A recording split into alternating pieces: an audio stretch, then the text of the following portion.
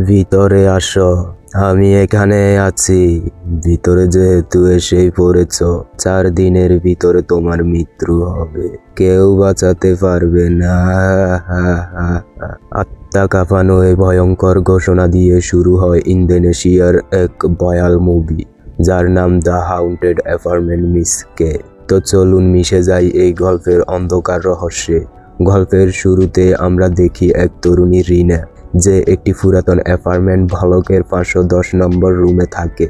একদিন বাইরে থেকে ফিরে সে আতঙ্কিত হয়ে দেখে যে তার রুমের সিলিং চুয়ে স্বাভাবিকভাবে জল পড়ছে। সে দ্রুত হোটেলের ম্যানেজারকে বিষয়টি জানায়। ম্যানেজার দুঃখ প্রকাশ করে পরিচ্ছন্নতার আশ্বাস দিলেও রিনা বুঝতে পারে জল আসছে ঠিক উপরের ফ্লোর 6 তলা থেকে। পরিষ্কার করে কি হবে? আমার মনে হয় পানি 6 তলা থেকে এসেছে, রিনা জানতে চায়। ম্যানেজার ভয়ার চোখে বলে উঠেন, 6 তলা তো আমরা পুরোপুরি বন্ধ করে দিয়েছি, সেখানে কেউ থাকে না।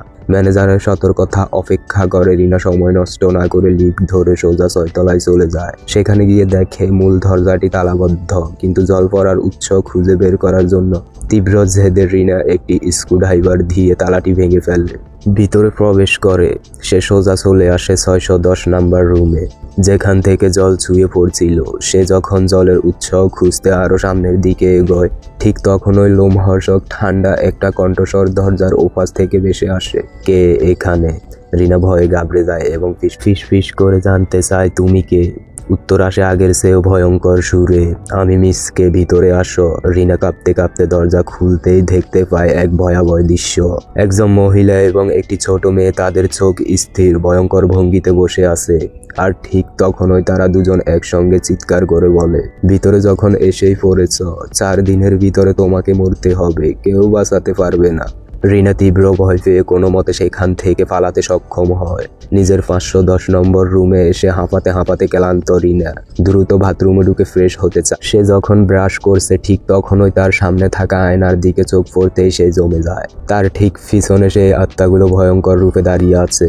সে দ্রুত পিছনে তাকায়, কিন্তু সেখানে কেউ নেই। ঘাবড়ে গিয়ে সে আবার আয়নার দিকে তাকায়, তারপর বাথট্যাপের দিকে চোখ যায়। বাথট্যাপের স্থির জলে স্পষ্ট দেখা যায় সেই 2 আত্মার বীভৎস প্রতিচ্ছবি।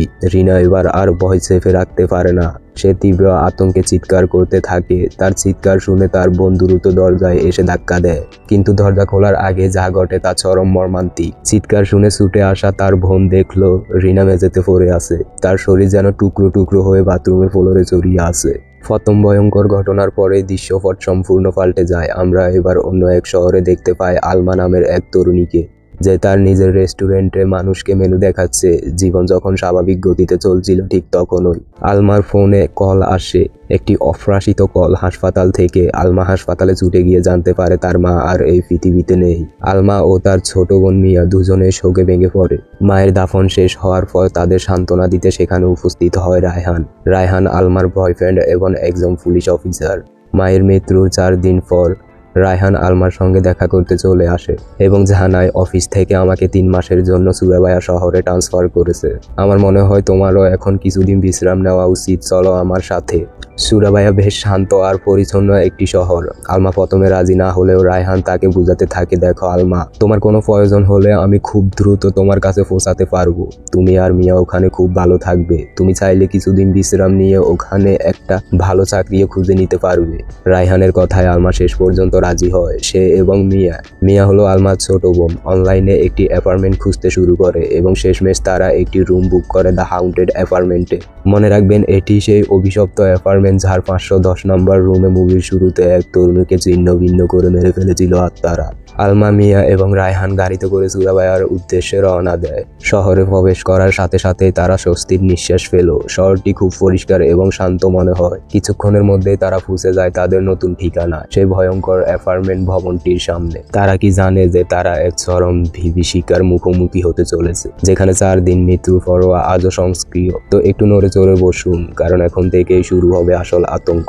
অ্যাপার্টমেন্টে পৌঁছানোর পর হোটেলের মালিক তাদের উচ্চ অভ্যর্থনা জানান। লিফটে ওঠার সময় আলমা খেয়াল করে 6 তলার বুতামটি বন্ধ করা আছে। আলমা মালিককে জিজ্ঞেস করে 6 তলায় লিফট যায় না। মালিক তৎক্ষণাৎ উত্তর দেন 6 তলাতে কিছু ড্যামেজ আছে, তাই আমরা সেটা পুরোপুরি বন্ধ করে দিয়েছি। মালিক তাদের 310 নম্বর রুমে নিয়ে যান এবং সবকিছু বুঝিয়ে দেন। এরপর রায়হান তাদের বিদায় জানিয়ে তার ট্রান্সফারের থানায় চলে যায়। আলমা ও তার ছোট বোন মিয়া আনন্দে 1 সপ্তাহ কাটিয়ে দেয়। এরপর আলমা সেখানে একটি চাকরি প্রয়োজন অনুভব করে এবং ভাগ্যক্রমে একই হোটেলে একটি পদে চাকরি নেয়। একদিন হোটেলের ম্যানেজার আলমাকে একটি ড্যামেজ রুম দেখিয়ে বলেন, কালকে লোক আসবে, এই রুমটি পরিষ্কার করার জন্য তাদের দিয়ে করিয়ে নিও। আলমা কৌতূহল হয়ে জিজ্ঞেস করে, এই রুমে পানি কোথা থেকে আসছে? ম্যানেজার বলে, পানি 6 তলা থেকে আসছে। আর হ্যাঁ, 6 তলায় যাওয়ার একদম দরকার নেই। এই বলে ম্যানেজার চলে যান। ম্যানেজারের ভারণ অপেক্ষা করে। আলমা আর মিয়া কৌতূহল থামাতে না পেরে তারা একটি টর্চ লাইট নিয়ে সোজা 6 তলায় চলে যায়। মেইন গেট বন্ধ দেখে আলমা একটি ছোট হাতুড়ি দিয়ে তালা ভেঙে ভিতরে প্রবেশ করে। ভিতরটা ছিল গা ছমছমে, পুরোপুরি অন্ধকার। একটু সামনে এগোতেই তারা দেখতে পায় সে অভিশপ্ত 610 নম্বর রুম। তারা দরজা খুলে ভিতরে ঢুকতেই ঠিক আগের মতোই অন্ধকারের ওপাশ থেকে এক ভয়ঙ্কর সুরে কেউ তাদের ভিতরে ডাকতে থাকে। দরজা খুলতেই তারা মিসকে এবং তার ছোট মেয়ের সেই ভয়ঙ্কর আত্মা দুটোকে দেখতে পায়। আর তারা চিৎকার করে বলে, ভিতরে যেহেতু এসেই পড়েছ, 4 দিনের ভিতরেই তোমাদের মৃত্যু হবে। কেউ তোমাদেরকে বাঁচাতে পারবে না। আলমা ও মিয়া ভয়ে তীব্রভাবে কেঁপে ওঠে এবং জীবন বাঁচাতে সেখান থেকে দূরে পালিয়ে আসে। ভয়ে ভয়ে 2 বোন কোনো মতে সেই রাত কেটে সকাল হয়। সকালে আলমা অফিসে যায়। কাজে মনোযোগ দিতে গিয়ে তার হাতে লেগে কিছু সেফটি পিন নিচে পড়ে যায়। আতঙ্ক তখনই শুরু হয় যখন আলমা দেখে পিনগুলো নিজে থেকে ফ্লোরে একটার সঙ্গে আরেকটা মিলে সক্রিয়ভাবে একটি এক সংখ্যা তৈরি করে ফেলেছে। আলমা এবার পুরোপুরি বুঝে যায় আত্মাগুলো তাদের যে 4 দিনের সময় দিয়েছিল তা এখন শুরু। এটি অভিশাপের প্রথম দিন। সে খুব চিন্তিত হয়ে পড়ে। কিছুক্ষণ পর আলমা একটি রুম পরিষ্কার করার জন্য ভিতরে ঢুকে এবং সেখানে একটি ছোট মেয়েকে দেখতে পায়। সে মেয়েটিকে জিজ্ঞেস করে, তুমি এখানে কি করো? ছোট মেয়েটি কোনো উত্তর না দিয়ে ধরে অন্য একটি রুমে চলে যায়। আলমা সন্দেহ নিয়ে সেই রুমের দরজা খোলে। আর দরজা খুলতেই ভিতরে এমন এক বিভৎস দৃশ্য দেখে যে ভয়ে তার দম আটকে যায়। সে চিৎকার করে দৌড় দিতে শুরু করে। ঠিক তখনই রায়হান সেই অ্যাপার্টমেন্টে চলে আসে। দৌড়ে আসা আলমা সব ঘটনা রায়হানকে খুলে বলে। একজন পুলিশ অফিসার হওয়ায় রায়হান এই রহস্যের গভীরে যেতে চায়। সে দ্রুত হোটেলের মালিকের সাথে দেখা করে 6 তলার ইতিহাস জানতে। মালিক দীর্ঘশ্বাস ফেলে বলতে শুরু করে, 4 বছর আগের কথা। 610 নম্বর রুমে একজন মহিলা মিসকে তার ছোট মেয়েকে নিয়ে থাকতেন। দুর্ভাগ্যবশত একদিন এক কার অ্যাক্সিডেন্টে মা ও মেয়ে দুজনেই মারা যায়। এর পরের সপ্তাহে রুমটি পরিষ্কার করার জন্য আমাদের এক লোক ভিতরে যায়, কিন্তু তাকে জঘন্যভাবে খুন করা হয়। কি করব কিছুই বুঝে উঠতে না পেরে একজন তান্ত্রিককে আনা হয়। মালিকের মুখ ফ্যাকাশে হয়ে যায়, কিন্তু কোনো লাভ হয়নি। তান্ত্রিক স্পষ্ট জানিয়ে দেন যে এই আত্মাগুলো খুবই শক্তিশালী, কোনো তান্ত্রিকও এদের কিছু করতে পারবে না। তান্ত্রিকের কথা শুনে মালিক পুরো 6 তলা স্থায়ীভাবে বন্ধ করে দেয়। রায়হান তৎক্ষণাৎ সিদ্ধান্ত নেয় সে নিজে 6 তলায় যাবে। সে বলে, আমি দেখতে চাই কি আছে ওই 6 তলায়। আলমা তাকে বারবার নিষেধ করে, কিন্তু রায়হান মানতে নারাজ। রায়হান তখন আলমাকে ডান্স ক্লাবে পাঠায় মিয়াকে সেখান থেকে আনার জন্য। আলমা চলে যাওয়ার পর রায়হান হোটেলের মালিককে নিয়ে সোজা 6 তলায় চলে আসে। তারা দুজন বাইরে দাঁড়িয়ে থাকে, কিন্তু রায়হান সাহস করে 610 নাম্বার রুমের দিকে যায়। একটু সামনে এগোতে এবারও সেই ভয়ঙ্কর কণ্ঠস্বর দরজার ওপাশ থেকে তাকে ডাকতে থাকে, ভিতরে আসো। ঘাবড়ে গিয়ে রায়হান তার পিস্তল হাতে নেয় এবং দরজাটি খুলে ফেলে। ভিতরে তাকাতে দেখে মিসকে ও তার মেয়ের আত্মা দুটো স্থির চোখে তার দিকে তাকিয়ে আছে। আত্মারা রায়হানকে বলতে থাকে, ভিতরে যেহেতু এসেই পড়েছ, 4 দিনের ভিতরেই তোমাকে মরতে হবে, কেউ বাঁচাতে পারবে না। ঠিক এই মারাত্মক মুহূর্তে রায়হানের হাতের টর্চ লাইটটি ধপধপ করে নিভে যায়। অন্ধকারে আতঙ্কিত রায়হান জোরে জোরে লাইটটি হাতে বাড়ি দিতে থাকে। এক পর্যায়ে লাইটটি জ্বলে উঠে সে আবার সামনের দিকে তাকায়, কিন্তু এখন আর আত্মাগুলো নেই। রায়হান প্রচন্ড ভয় পায় এবং দ্রুত সেখান থেকে বেরিয়ে আসে। এদিকে মিয়া তার ডান্স ক্লাবে নাচের প্র্যাকটিস করছে। হঠাৎ ক্লাবের লাইটগুলো অদ্ভুতভাবে জ্বলতে নিভতে শুরু করে। পরিবেশ বিভৎস ও ভারী হয়ে উঠে। মিয়া চারপাশে তাকাতেই দেখে আত্মাগুলো তাকে ভয় দেখাচ্ছে এবং এক পর্যায়ে তাকে আক্রমণ করতে যাবে। মিয়া প্রাণপণে চিৎকার করতে শুরু করে। ঠিক সেই মুহূর্তে আলমা এবং ক্লাবের মালিক ক্লাবে প্রবেশ করে। তাদের উপস্থিতিতে আত্মাগুলো অদৃশ্য হয়ে যায়। মিয়া এবারের মতো বেঁচে যায়। চারদিকে এতগুলো ভয়ঙ্কর ঘটনার পর তারা বুঝতে পারে শুধু সাহস দিয়ে এর মোকাবেলা করা যাবে না। তারা 3 জন মিলে আলোচনা করে সিদ্ধান্ত নেয় এই শক্তিশালী আত্মাদের থামাতে হলে শহরের 1 নম্বর কবিরাজ মানে তান্ত্রিক হায়ার করতে হবে। আলমা মিয়া ও রায়হানের অনুরোধে শহরের সেরা কবিরাজ অ্যাপার্টমেন্টে আসেন।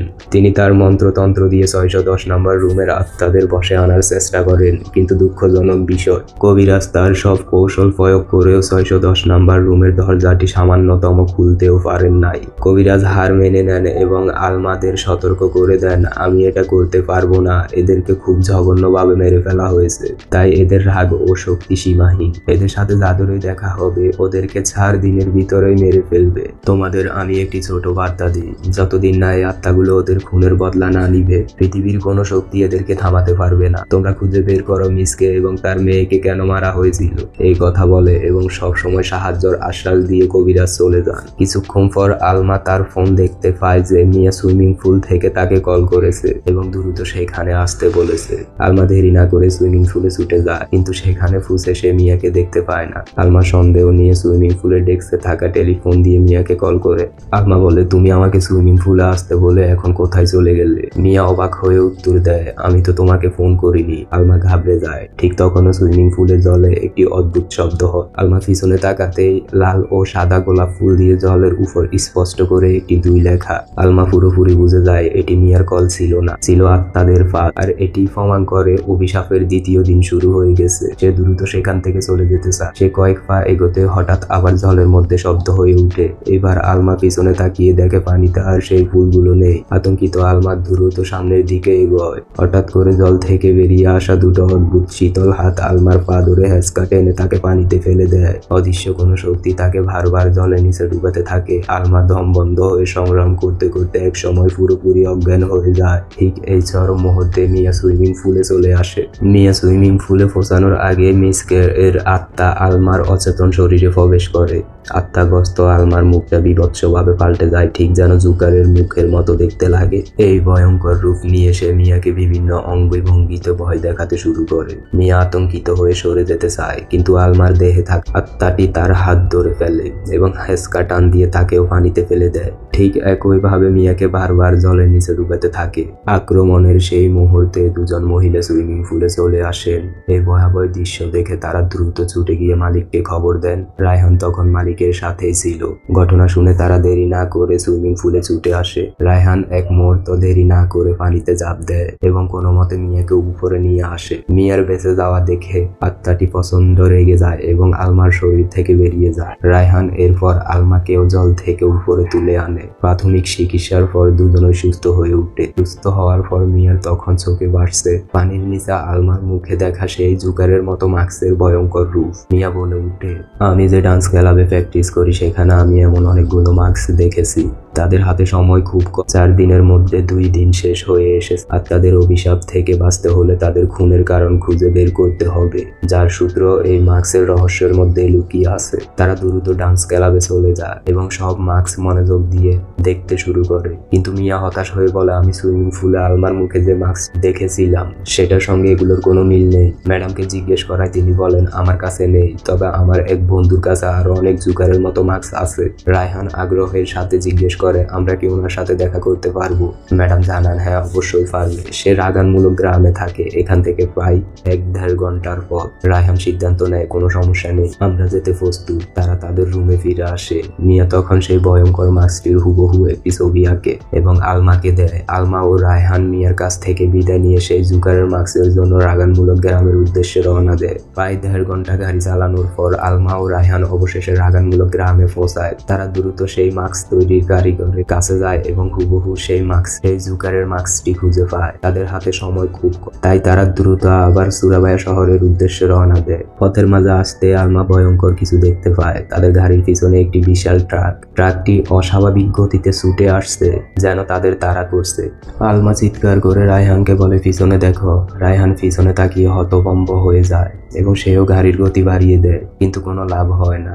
এক সময় সময় ট্রাকটি সজোরে তাদেরকে ধাক্কা মারে এবং তাদের গাড়িটি নিয়ন্ত্রণ হারিয়ে পাহাড়ের খাদে উল্টে পড়ে যায়। অন্যদিকে হোটেলে মিয়া একা, সে বারবার ঘড়ির দিকে তাকাচ্ছে, আলমা ও রায়হানের জন্য অপেক্ষা করছে। ঠিক এই সময় বাইরে থেকে একটা হাঁটার শব্দ আসে। মিয়া ভাবে হয়তো তারা ফিরে এসেছে। মিয়া দরজা খুলে সামনে কাউকে দেখতে পায় না। সে পিছনে ফিরে তাকাতে কেউ একজন সজোরে তার মাথায় আঘাত করে এবং তাকে অচেতন অবস্থায় তুলে নিয়ে যায়। এদিকে রায়হান ও আলমার অবস্থা একেবারে গুরুতর। সেই গ্রামের কিছু মানুষ তাদেরকে উদ্ধার করে নিজেদের বাড়িতে নিয়ে আসে। আলমার শরীর খুব খারাপ থাকায় সে একটু বিশ্রাম নিতে যায়। গভীর ঘুমে আচ্ছন্ন আলমা একটি ভয়ঙ্কর দুঃস্বপ্ন দেখে। তাদের গাড়ি যেখানে অ্যাক্সিডেন্ট হয় সেখানে মিসকে এর আত্মা উপস্থিত হয়। আত্মাটি আলমার একটি হাত কাপড়ে পেঁচিয়ে এমন জোরে টান দেয় যে আলমার হাত ছিঁড়ে যায়। এরপর আত্মাটি সেই কাপড় আলমার গলায় পেঁচিয়ে টানতে থাকে। ঠিক এমন সময় আলমার ঘুম ভেঙে যায়। সে আতঙ্কে কাঁপতে কাঁপতে ভামে দেওয়ালের দিকে তাকায়। সেখানে স্পষ্ট করে 3 লেখাটি দেখতে পেয়ে সে চমকে উঠে।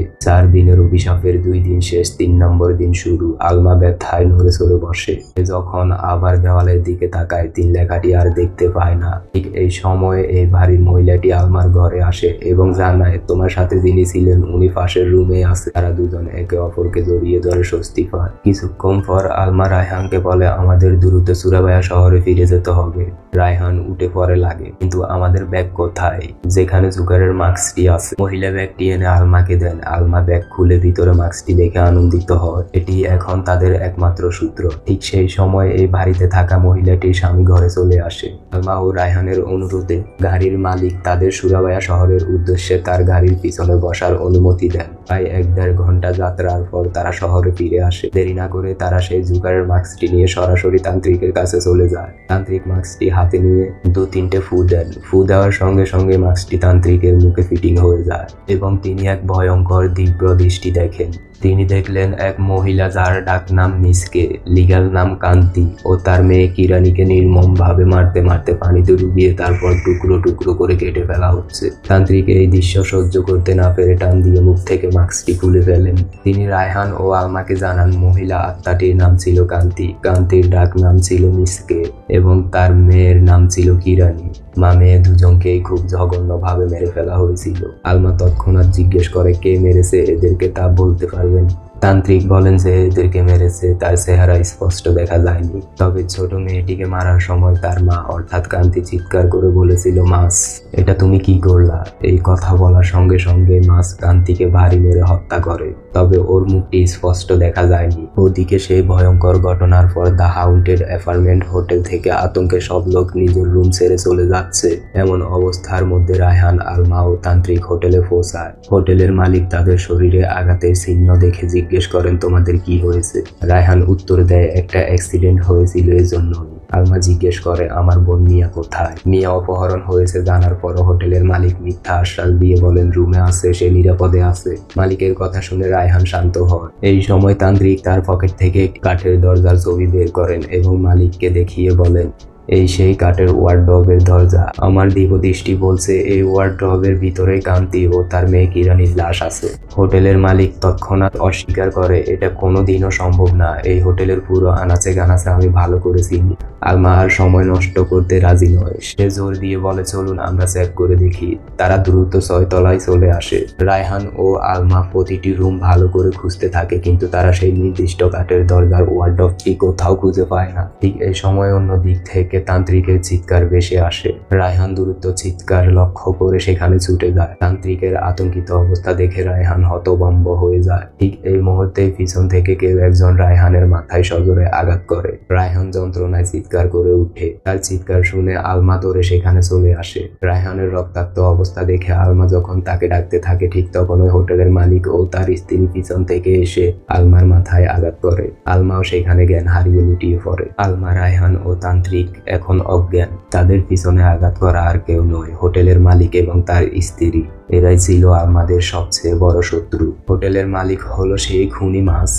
কান্তি তাকে মাছ বলে সম্বোধন করেছিল। মাছ ছিল মালিকের ডাকনাম বা ছদ্মনাম। হোটেলের মালিক ও তার গার্লফ্রেন্ড 4 বছর আগে কান্তি ও তার মেয়ে কিরানিকে নৃশংসভাবে হত্যা করে। তাদের দেহ সেই গোপন কাঠের ওয়ার্ডরোবের ভিতরে লুকিয়ে রেখেছিল। তারা ভয় পাচ্ছিল যে আলমা, রায়হান বা তান্ত্রিক সত্যটা জেনে গেলে তাদের অপরাধ ফাঁস হয়ে যাবে, বিশেষ করে যদি তারা এই ওয়ার্ডরোবটি খুঁজে পায়। তাই মিয়াকে অপহরণ করে এবং আলমা, রায়হানকে বিভ্রান্ত করে তারা। যখন ওই তান্ত্রিক ওয়ার্ডরোবের সূত্রটি প্রকাশ্যে আনলেন, আর লুকানো সম্ভব নয়, তাই তারা আলমা, রায়হান এবং তান্ত্রিককে আক্রমণ করে। কিছুক্ষণ পর আমরা দেখি আলমার জ্ঞান ফিরে আসে। সে নির্জন একটি রুমে বন্দি, মুখে ট্যাপ লাগানো এবং হাত দড়ি দিয়ে বাঁধা। এদিকে পাশের রুমে রায়হানও জ্ঞান ফিরে পায়। আলমার চিৎকার শুনে রায়হান দরজায় লাথি মারতে থাকে। দরজাটি অনেক শক্ত হওয়ায় ভাঙে না।